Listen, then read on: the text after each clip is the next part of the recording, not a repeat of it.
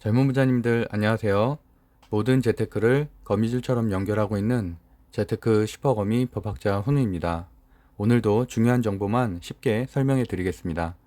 매주 목요일은 제가 대전에 있는 훈우 농장에 가는 날이죠. 그러다 보니까 금요일에 이렇게 도착하면 서울 도착하면 12시 좀 넘거든요. 그래서 이제 새벽에 밥 먹고 그리고 잠깐 쉬다가 지금 4시 50분에 방송을 시작합니다. 그래서 어쨌든 매주 금요일은 이렇게 방송이 조금 늦게 시작할 수도 있으니까 아침에 좀 여유 있게 들으시면 될 것 같고요. 오늘 전반적으로 하락장이었죠. 그래서 코스피, 코스닥 합치면 약 3천 종목 정도 되는데 그 중에서 약 80% 정도가 하락장이었고 뭐 많게는 뭐 LG전자 같은 경우도 한 3.5%, 하나 에어로스페이스도 한 6.7% 상당히 큰 폭으로 하락한 종목들도 많았기 때문에 사실 체감하는 것들은 더 힘들었을 거라고 저는 생각을 하고 있고요. 어쨌든 그럼에도 불구하고 분명히 어저께 제가 설명드렸던 진단키트 관련주, 재택근무 관련주, 야놀자 관련주, 배터리 소부장들은 충분히 상승 섹터에서 상승을 했거든요. 대부분의 그 종목들이 상승을 했기 때문에 어쨌든 제 방송을 들으실 때도 그 데이 트레이닝 종목만 듣지 마시고 전체적으로 사실은 저는 버릴 내용은 없다고 생각을 하거든요. 저는 뭐 이렇게 감정적인 단어들이나 이런 것들은 위로 방송 이런 거 하지 않기 때문에 어쨌든 좀 필요한 것들을 좀 들으시고 거기에 대해서 대응을 하시면 이런 조정장 중에서도 충분히 수익을 낼 수 있다라고 말씀드리고 싶고요. 오늘의 하락장 원인을 간단하게 정리를 하면 뭐 당연히 세미 숏다운에 대한 우려 때문이겠죠. 그래서 내일 4단계 거리적 두기 4단계에 대해서도 발표를 한다고 하죠.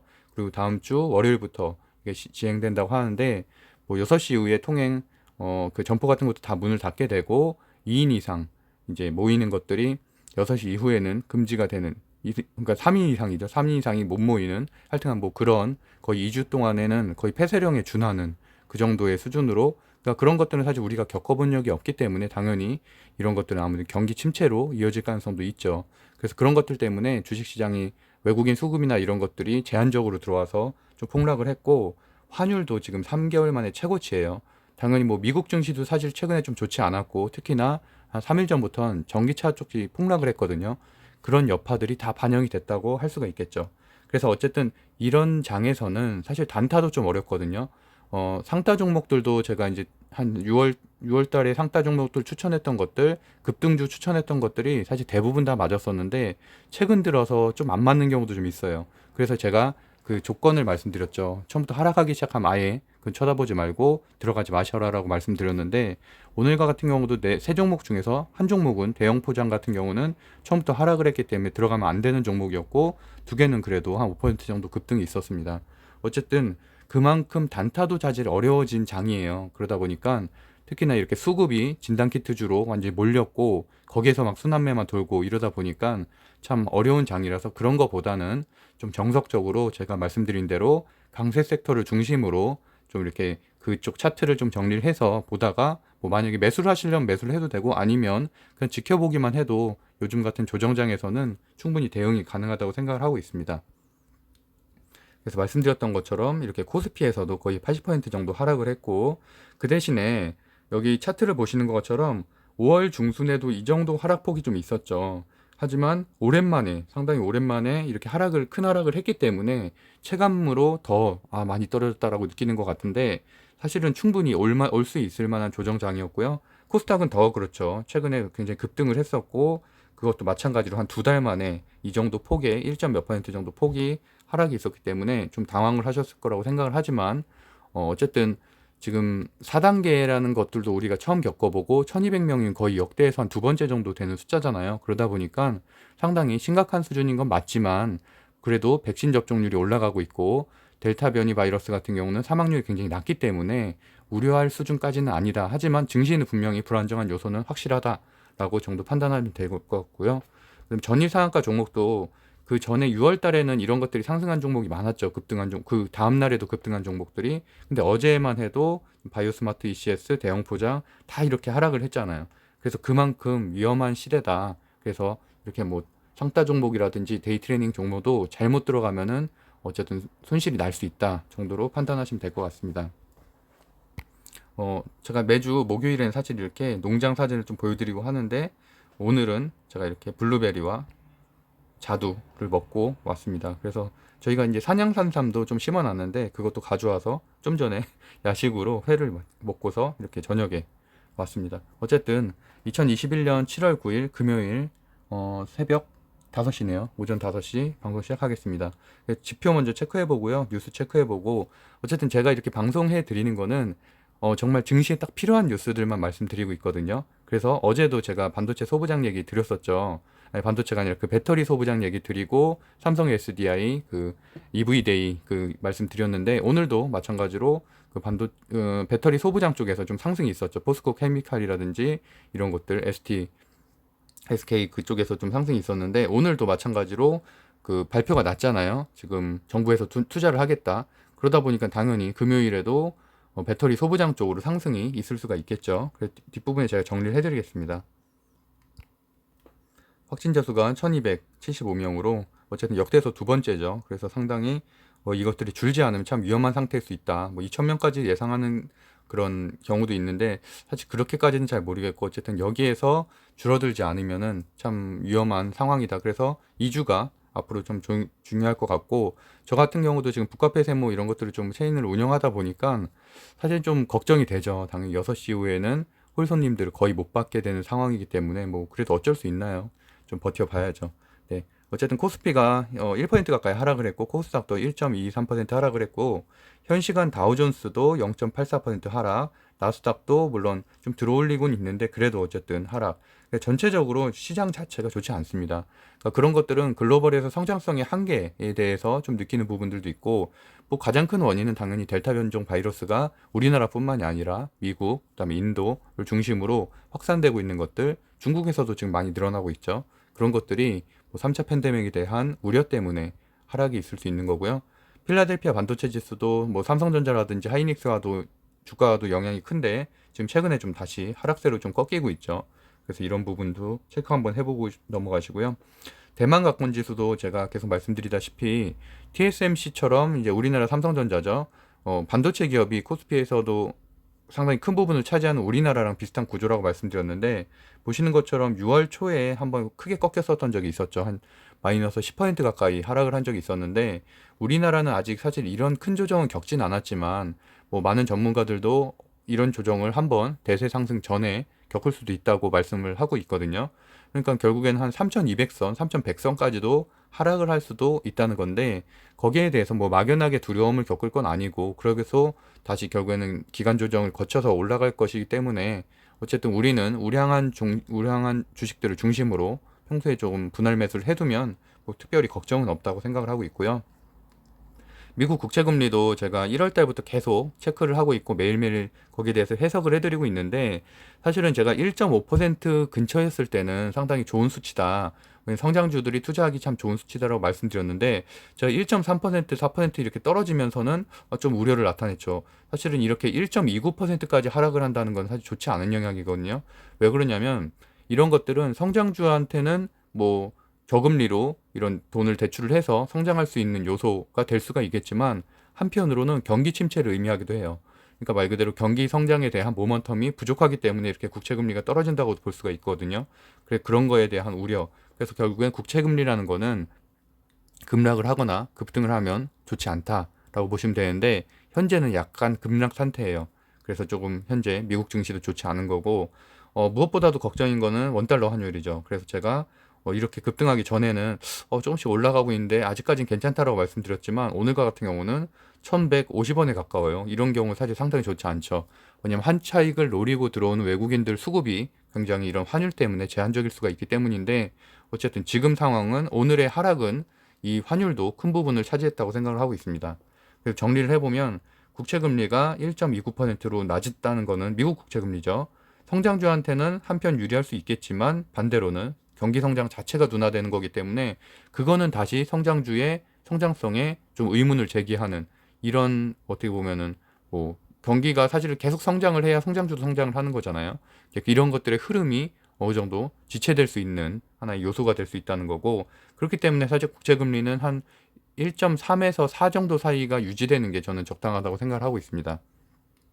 다음에 이제 환율이 높아졌기 때문에 외국인 수급 이탈이 좀 예상이 되고 어쨌든 가장 큰 문제는 확진자죠. 이것만 좀 해결이 되면 괜찮아질 건데 뭐 영국처럼 예전에 영국이 이제 봉쇄령 지금 현재 영국이 봉쇄령이 중이잖아요. 확진자 수 때문에 그 정도 수준은 아니지만 거기는 막 10,000명씩 나오고 그러니까.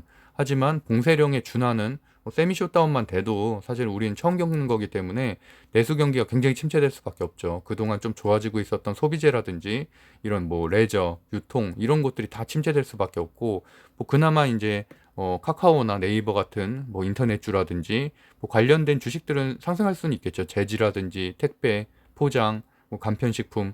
우리가 작년 11월, 그래서 제가 어저께 방송에서 뭐 이렇게 응답하라 2020 이런 말씀을 드렸던 게, 작년 10월, 11월에 잘 되던 주식들이 지금 다시 올라가고 있거든요. 그래서 그런 부분도 좀 체크를 하시면 좋을 것 같고, 결국에는 진단키트, 언택트주, 원전. 근데 원전은 왜 넣었냐면 대선 정책주 중에 하나잖아요.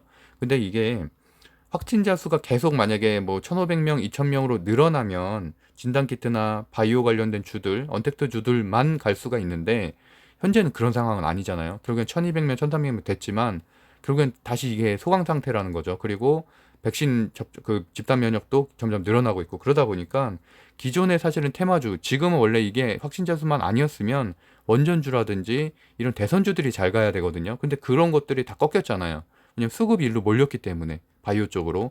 그래서 그런 것들도 이제 천천히 바이오들의 그 순환매는 좀씩 줄어들고, 결국에는 지난주까지 좀 잘 되던 원전이라든지 이런 정책주, 대선주들이 다시 조금씩 스물스물 올라올 거다. 그게 그래서 다음 주에는 거의 그런 것들이 혼조장이 되겠죠. 테마주들 중에서도 특별히 어느 섹터가 강한 게 아니라 오늘은 이곳이 가고 내일은 저곳이 가고 이런 방식으로요. 그리고 이제 수급을 보면은 외국인이 오늘 한 4,900억 정도 팔았고, 기관도 오늘 6,255억 원. 오늘이 이제 옵션 만기일이었죠. 옵션 만기일은 매달 목요일, 둘째 주 목요일이에요. 그건 꼭 기억하셔야 되고, 그때 좀 변동성이 심해질 가능성이 있고, 우리나라도 오늘 옵션 만기일이어서 막판에 좀 흘렀죠. 그런 부분이 있고, 그렇다고 해서 뭐 매번 옵션 만기일보다 안 좋은 건 아닌데 분명히 영향은 받을 수도 있다. 특히나 오늘처럼 뭐 코로나나 이런 것들 때문에 좀 좋지 않은 상황에선 더 안 좋게 받아들여질 수도 있는 거고, 3월, 6월, 9월, 12월은 동시 옵션 만기일이에요. 이때는 변동성이 조금 더 커질 수가 있다라고 기억하시면 될 것 같아요. 코스닥에서도 한 2,100억 원 팔았고, 기관도 팔았고, 어쨌든 개인만 정말 많이 사고 있는데, 문제는 이 개인들도 저만 해도 그래요. 이틀 전에 LG전자가 한 3% 떨어졌죠. 실적 발표 날에. 그래서 조금 실망을 했는데 그래도 전 추매를 했거든요. 근데 어제 또 떨어졌어요. 근데 만약에 금요일도 또 떨어져. 그러면은 월요일 날 좀 이런 생각이 들겠죠. 아, 이거 뭐야, 뭐 더 이상 사면 안 되는 건가?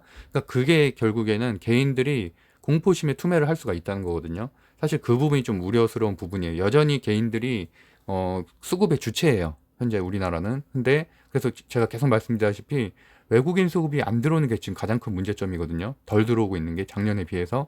그래서 결국에는 개인 수급들도 공포심에 매수를 좀 줄인다면은 사실은 주가 정체 또는 하락으로 좀 이어질 가능성도 있겠죠. 그래서 그런 부분에 대한 모니터링도 제가 계속 해드릴 거고, 뭐 가상화폐는 크게 변동 없이 조금 하락하고 있다 정도로 보시면 될 것 같습니다. 주요 뉴스 보면은 제가 말씀드렸던 대로 저도 이 찌라시를 받긴 했었어요. 4단계 격상 예상.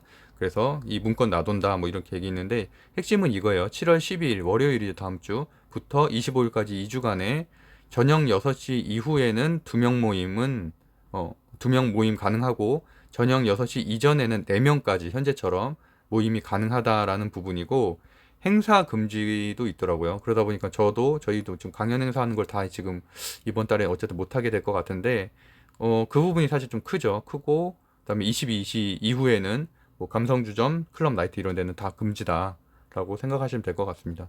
그러니까 전체적으로 많이 업소들이 좀 제한이 되다 보니까 뭐 지금보다는 훨씬 더 좀 불편해는 지겠죠. 그리고 반대로 뭐 택배나 이런 수요들은 더 늘어나겠고요.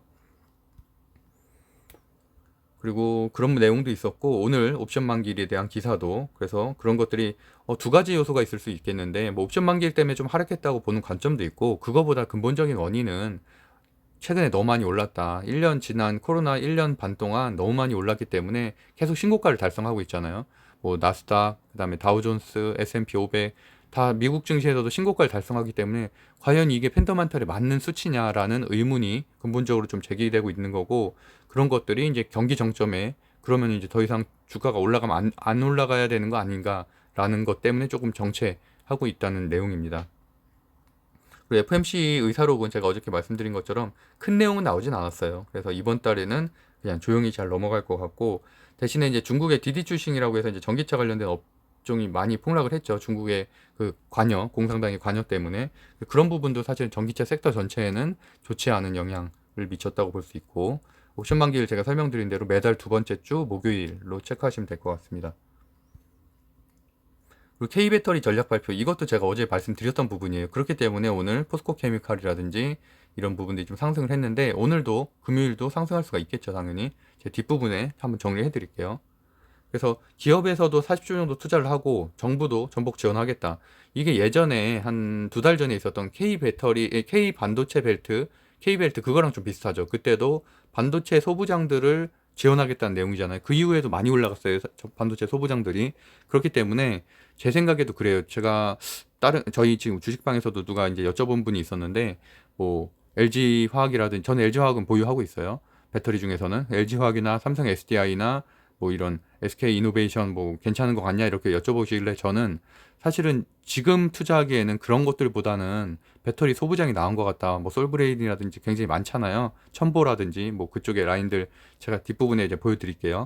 그쪽에 투자하는 게 차트를 보시고 좀 덜 오른 것들에 투자하는 게 나은 것 같다라고 말씀드렸습니다. 그래서 여기도 써 있는 것처럼 소재, 부품, 장비, 소부장들의 그 2030년까지 40조 6천억을 투자한다. 그 중에서 20조 1천억 원은 뭐 차세대 2차 전지 R&D에 들어간다라는 내용이고요. 당연히 이런 것들은 호재죠. 그쪽에는.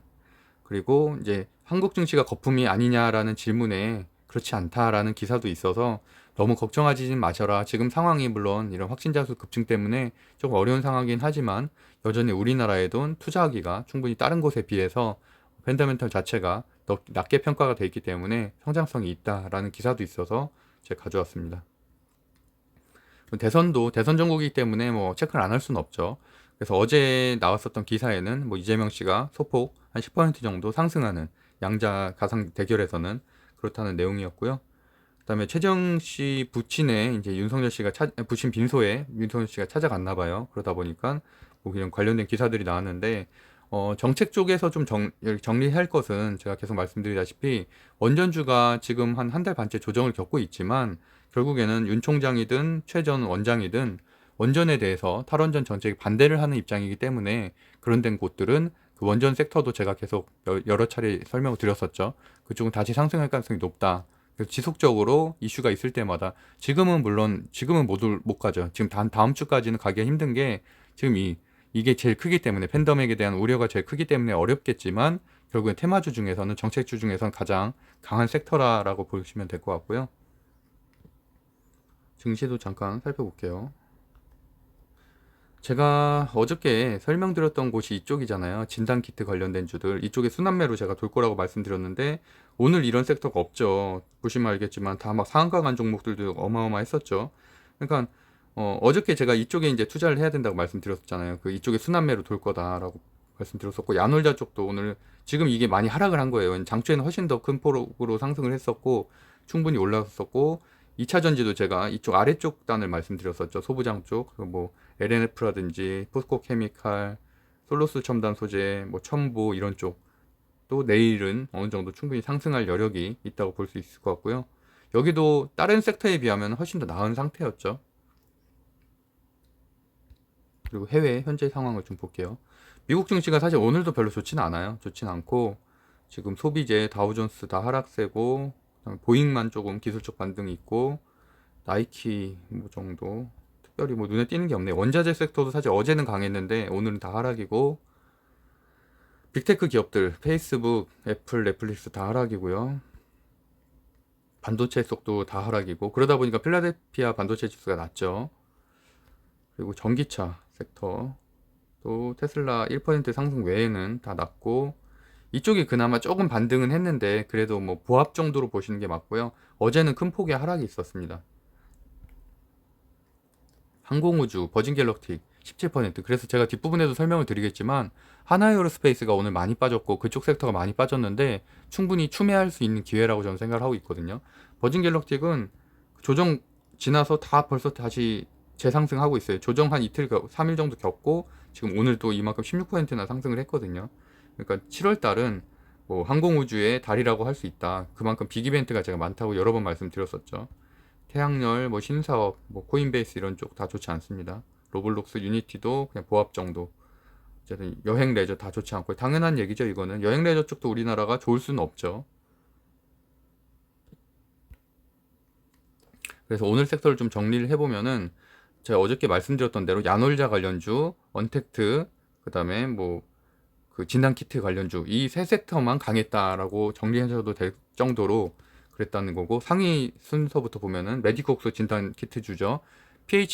PHC도 제가 한 4일 전에 추천드렸었던 급등주였었는데 그 당시 급등하고 3일 조정 겪은 다음에 다시 상한가 갔어요. 진단키트 관련주고, 뭐 셀루메주도 코로나 관련주, 뭐 랩지노믹스도 진단키트, 바이오니아도 진단키트. 바이오니아도 제가 한 6, 7일 전에 그 급등주로 설명드렸던 데이트레이닝 종목으로 말씀드렸던 거고, 나머지도 진시스템도 진단키트, 뭐 제놀루션도 진단키트, 스젠텍도 진단키트, 이렇게 결국엔 바이오가 전체 상승 섹터의 한 반 정도 차지하고 있잖아요. 그러니까 그런 부분이 지금의 현재 흐름이라는 거고, 이런 부분들에 꼭 맞춰서 대응을 해야 된다는 거고요. 상한가 종목 세 종목 중에서도 두 종목이 진단키트죠. 그래서 그만큼 현재는 일단 이번 주까지는 무조건 강하다. 왜냐면 일단 오세훈 전 시장도 그 확진자 그 진단하는 거를 훨씬 더 늘리기로 했잖아요. 선별적 진단소를 통해서. 당연히 진단키트 관련된 주들이 주목받을 수밖에 없는 거죠.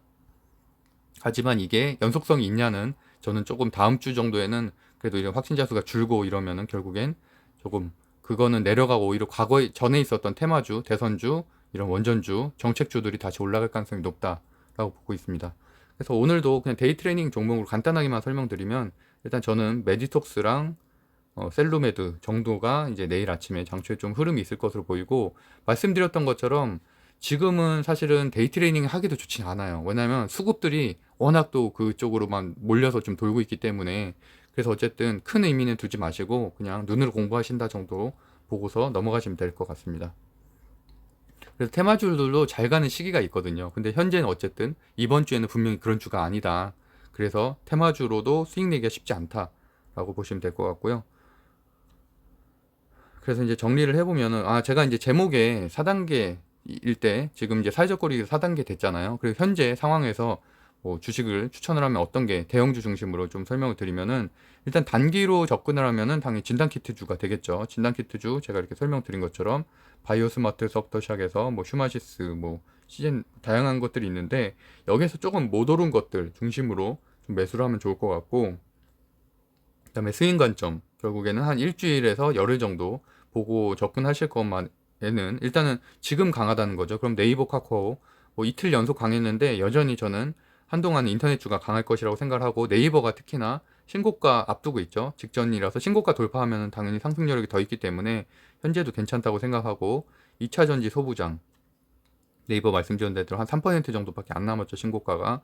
이거 돌파하고 나면은 훨씬 더 올라갈 수 있을 것이라고 보고 있고, 2차전지 관련돼서도 SK I 테크놀로지가 이제 계속 최근에 강한데, 어쨌든 이거 제외하고도 여기 써 있는 것처럼 뭐 에코프로비엠도 물론 많이 오르긴 했어요. 근데 여기서도 뭐 세방전지, LNF, 한원시스템 뭐 이런 것들도 덜 오른 것들 중심으로, 대한유화, 뭐 솔브레인 뭐 이런 것들 중심으로 좀 매수를 하면 괜찮을 것 같다. 왜냐면 여기에 대한 지금 K 배터리가 지금 지원하겠다는 섹터가 이쪽 섹터거든요. 소부장, 배터리 소부장. 그래서 이제 여기를 좀 한번 체크를 해보시면 될 것 같고, 그다음에 장기로 계속 말씀드리는 건 항공우주 쪽인데, 특히나 오늘 같은 경우에 많이 하락을 했기 때문에 캔코 에어로스페이스 같은 경우 최근에 거의 한 20% 넘게 상승을 했고 오늘 13.6%나 하락을 해서, 이럴 때 뭐 사실 매수하기 괜찮죠. 왜냐면 캔코 에어로스페이스도 매출은 굉장히 괜찮거든요. 매출 성장세가 지금 4분기 연속으로 성장하고 있기 때문에 하나에어로스페이스는 뭐 당연히 대장주라서 말할 것도 없고요. 오히려 이럴 때 조금 매수를 하는 거를 추천드리고 있습니다. 네, 오늘도 이렇게 방송을 간단하게 이제 마무리를 해보려고 하는데요.